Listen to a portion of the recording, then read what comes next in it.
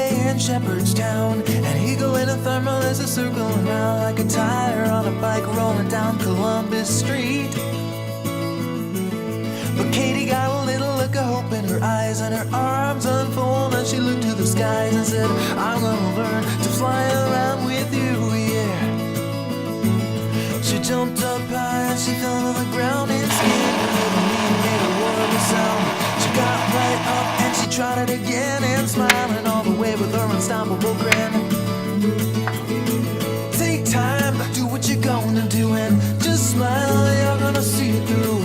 Your wings are gonna sprout and lift you off the ground. Oh no, take time, do what you're gonna do. Just smile, you're gonna see it through. Your wings are gonna sprout and you will learn to fly.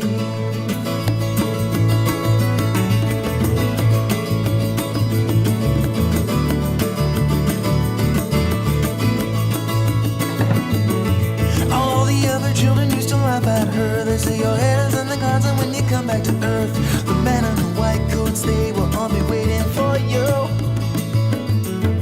But Katie knew that there was something they didn't see, and she climbed up to the top of the sycamore tree and said, look out world, I am gonna fly away.